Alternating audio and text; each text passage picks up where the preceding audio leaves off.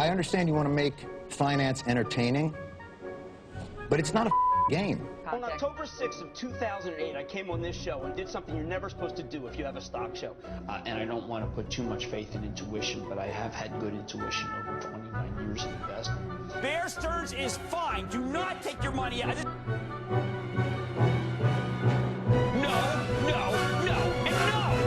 Our own Jim Cramer yesterday said, I'm not sure that Tesla has a business plan that's going to work. Well, I think, Jim might say, yeah, sure, Jim, we're no Bear Stearns. You knew what the banks were doing, and yet we're touting it for months and months. Tesla is cell block material. Jim Cramer is Jim Cramer. Jim Cramer. Jim Cramer. Someone, for heaven's sake, go call someone. I worked in fixed income at Goldman Sachs. This is not the time to be complacent. Jim Cramer, the former hedge fund manager and now an over-the-top stock analyst for CNBC's show Mad Money, who professionally loses people money. In this video, we'll be looking at how this big name on Wall Street has built up his incompetent reputation and why everyone in the finance space on the internet basically bullies this guy. They make fun of him so much, in fact, that there is now an ETF that follows the opposite of his stock picks, which we'll be looking at the end of this video. First, let's go over who Jim Cramer is and look at his track record. Jim Cramer was actually a hedge fund manager for 15 years up until 2001 and had a rate of return of 24% after fees. In 2000, he reported a personal return of 36% at the peak of the dot-com bubble. However, people question this, as in 2000 he claimed he only wanted to own 10 stocks and bought them all daily. However, all of these stocks dropped significantly over 2000 as the bubble burst. A famous clip of Cramer actually shows him admitting to a disputable form of market manipulation when he was a hedge fund manager. What I used to do was called, if I wanted to go higher, I would take and bid. And if I wanted to go lower, I'd hit an offer. And I could get a stock like RIM for maybe, that might cost me 15, 20 million, Annie, to knock RIM down. But it would be fabulous because it would beleaguer all the moron longs. These are all the things you must do on a day like today. And if you're not doing it, maybe you shouldn't be in the game. Okay. He's also the co-founder of the popular finance news network, The Street, and frequently helps with its articles and quant ratings.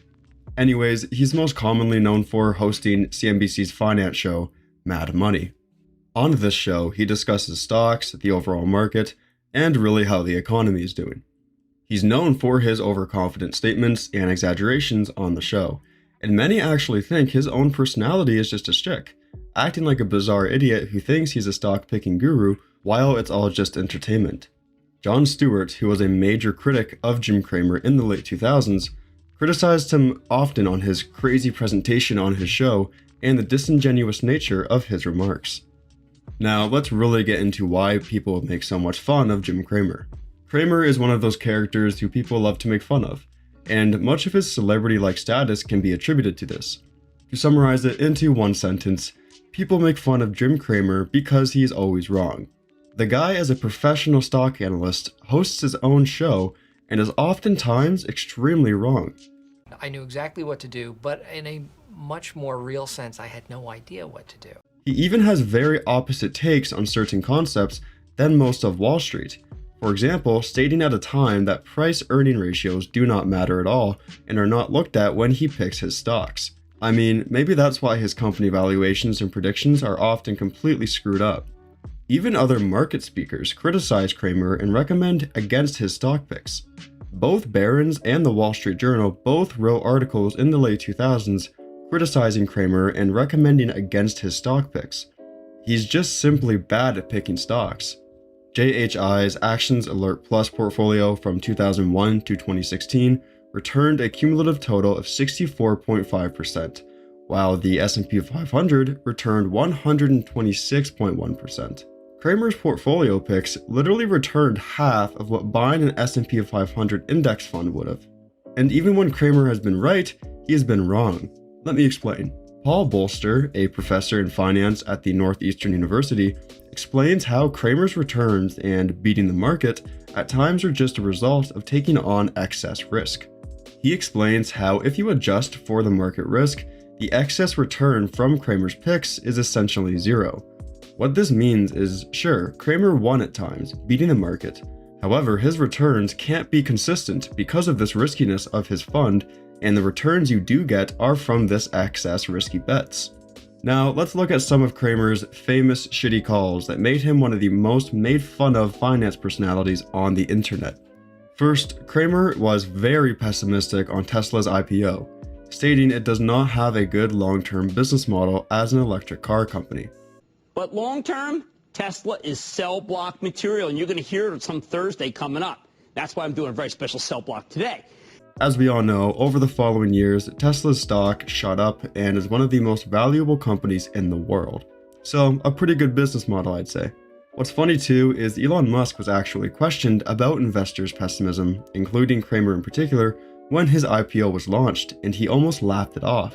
Our own Jim Cramer yesterday said, I'm not sure that Tesla has a business plan that's going to work. It's not a smart investment. What do you say to the skeptics who look at where Tesla is, the money that you're raising, and they say, you know what? They've got a nice roadster, but they don't have a good business plan. Well, I think, Jim, I'd say, yeah, sure, Jim, we're no Bear Stearns, but I think we're going to do okay. Really, it should have given Elon Musk a bit of confidence that Kramer was bearish on his company, as that seems to propel companies' stock prices.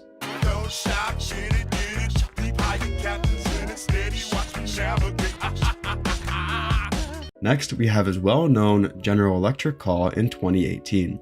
Kramer was long on GE and was confident in it around $20 a share. And then after a possible and eventual dividend cut, the stock dropped to $10 a share. It was a quick cut in half of his position and anyone else who followed his advice on the stock. I guess the possible dividend cut rumors didn't faze the stock picking guru. Next are two cases where Kramer was short on the stock and within 6 months, the stock's value more than doubled. Both of the stocks were Hewlett-Packard in 2012 and Highwoods Properties. Kramer was very short due to a broken corporate culture and poor financial statements, respectively.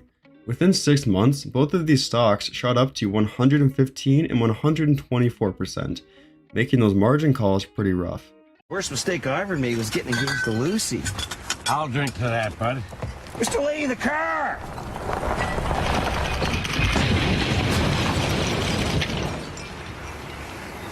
Ah, shit. Fuck her, bud. Not only was Kramer wrong about the stock's price falling, it literally doubled in a short amount of time.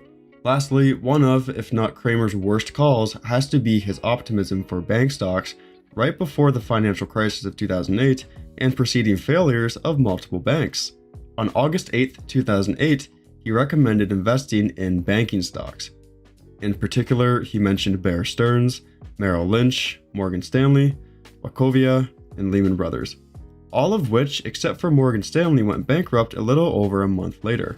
In a segment from Mad Money on March 11, 2008, a caller called in asking if he should take his money out of Bear Stearns. I'll just let you watch the segment. But keep in mind, literally 5 days later, Bear Stearns went bankrupt. Should I be worried about Bear Stearns in terms of liquidity and get my money out of there? No, no, no. Bear Stearns is fine. Do not take your money out. This is really, look, if there's one takeaway other than a plus 400 somewhere, Bear Stearns is not in trouble. So yeah, a pretty shitty call, I would say. For the final segment of this video, we'll be looking at the Inverse Kramer Index Fund. So the overarching joke with Jim Cramer is to do the opposite of what he says to do, because he's always wrong. Even the Wall Street Journal in 2009 said that betting against his picks would yield a 25% return in a month. Many call this investing strategy Inverse Kramer. There are even shirts with this on it. Now, this used to be just an investing strategy someone might try out for fun, as part of a joke, or to actually see if they can make some money. However, now there is soon to be on the NASDAQ an Inverse Kramer ETF. In fact, there will be two. The Inverse Kramer ETF with the ticker symbol SJIM, and the Long Kramer ETF with the ticker LJIM. These both will be, of course, actively managed, holding around 20 to 25 stocks each. These ETFs have been filed with the SEC by Total Capital and are waiting to be put on the market.